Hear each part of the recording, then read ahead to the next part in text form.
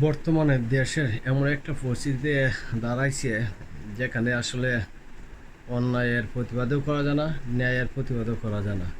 অন্যায়ের প্রতিবাদও আপনি করেন, আপনি হাজার হাজার মানুষ আপনার বিপক্ষে হয়ে যাবে। আর ন্যায়ের পক্ষে আপনি তাহা চেষ্টা করেন বা কথা না বলেন, তাতেও আপনার অনেক ধরনের অনেক সমস্যা হয় বা হতে থাকে। এটা স্বাভাবিক, কারণ আমরা এই সমাজটা বর্তমানে এমন একটা পর্যায়ে আসছে যে পর্যায়ে কোনো ধরনের প্রতিবাদ বা কোনো বিচার প্রক্রিয়া বর্তমানে নেই।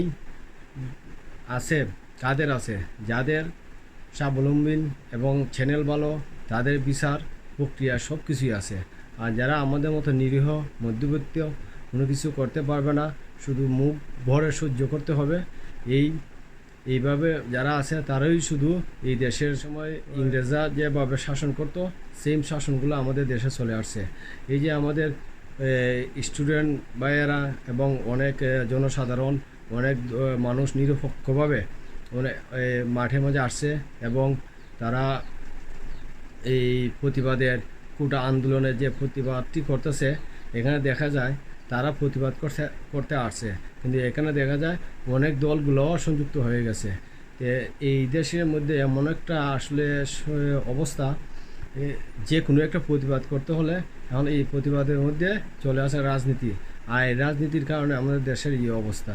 কোনো পক্ষে আমি বলতে পারবো না যে এই পক্ষটি ভালো, ওই পক্ষটি ভালো না, এগুলো বলবো না। আসলে আমাদের দেশের জনগণ এখন অন্যরকম হয়ে গেছে। একজন যদি ভালো কিছু করতে চায়, অন্যজনে বাধাগ্রস্ত দেয় এবং এমনভাবে বাধাগ্রস্ত দেয় তাকে ধরতে ছুঁইতে পাওয়া যায় না, কিন্তু তার দলে আওতাভুক্ত নিয়ে নেয়। এই যে এগুলো করে তারা, এই দেশের কোনো সরকারই এই দেশের চিন্তা করে না। যদি এই দেশের চিন্তা আজকে করতো, তারা অবশ্যই আমাদের দেশটা যে প্রক্রিয়া আছে, যে আয় উন্নতি হিসেবে আছে, এটা অনেক এগিয়ে যেত।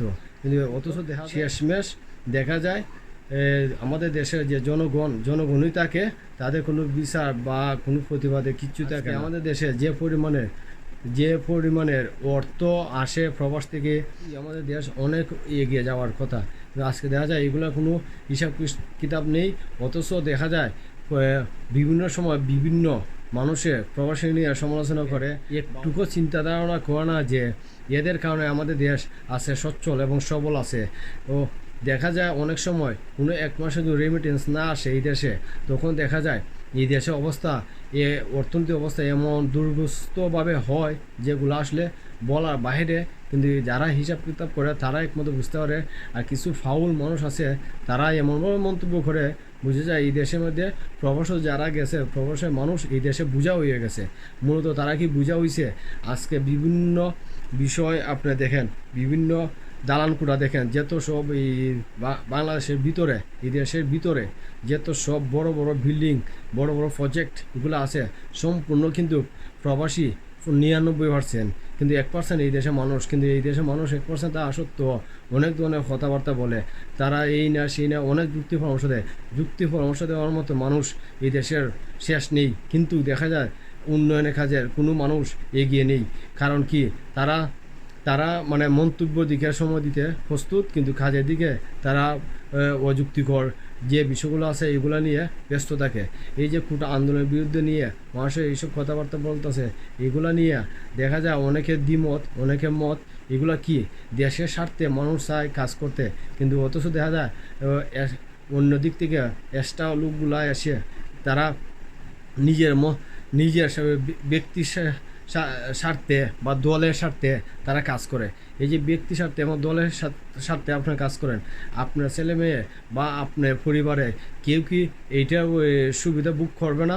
অবশ্যই বুক করবে, কিন্তু এগুলো আমরা বলতে রাজি না, আমরা স্বীকার করতে রাজি না। কিন্তু যখন বুক করার সময় আসে, তখন দেখা যায় তারাই আসে যারা এইগুলো প্রতিবাদ করা নাই বা এইসব কাজে মানে তারা রাজি ছিল না বা একমত পোষণ করা নাই, তারাই দেখা যায় পরবর্তীতে তাদের কাছে সব কিছু মানে অধিকার চলে আসে।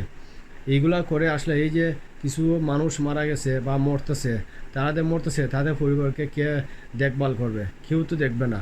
রুচির সময় মরছে, কিছু মিছিল বা কিছু আন্দোলন হবে, এটি স্বাভাবিক। তারপরে কার কথা কে মনে রাখবে? কিন্তু অথচ এই পরিবার নিয়ে কেউ মাথায় কিচ্ছু আসবে না, না সরকারে আসবে, না সরকার দলে আসবে, না দেশের মানুষের আসবে। শেষমেশ এই এই ব্যক্তির পরিবারেরই সব কিছু বহন করতে হবে। সহায় আসুক, আমার প্রশ্ন হলো এই সরকার ওই সরকার এইটা না, আমার কথা হলো যে দেশ নিয়ে এগিয়ে যেতে পারবে তাকে আমাদেরকে এই দেশে দরকার। আর অনেকে অনেক ধরনের মন্তব্য করেন বা করতেছেন, করবেন, আমি জানি। আমাদের লাইক কমেন্টের মাধ্যমে শেয়ার দিবেন এবং জানিয়ে দিবেন আমাদের যদি এই কথা ভুল ত্রুটি হয়ে থাকে, এগুলো আমাদেরকে বলবেন। আর যারা দেশ স্বার্থে কথা বলবেন, আশা করি তারা বাজে কোনো মন্তব্য করবেন না। বাজে মন্তব্য করার লুকই আলাদা আসলে থাকে, তারা কোনো সময় এগুলো বুঝতে রাজি না। তারা ব্যক্তি স্বার্থে আর রাজনীতির স্বার্থে তারা কাজ করে। আজকে কোনো আন্দোলনের মধ্যে যারা মিছিল করতেছে নিঃস্বার্থে তারা নেমেছে মিছিলে, কিন্তু এখন দেখা যায় এই বলা হইতেছে যে এইগুলো হলো সরকার বিরোধী আন্দোলন বা অন্য দলের রাজনীতির দেশের সরকার থেকে যায়, আর দেশের জনগণ অভাবে অনটনে আছে, অনটনে চলে আসে। তাই আমরা বলবো সব বাদ দিয়ে আমাদের মানে ঐক্য হওয়া দরকার, আর এই ঐক্যের মাধ্যমে আমার দেশকে এগিয়ে নেওয়া দরকার।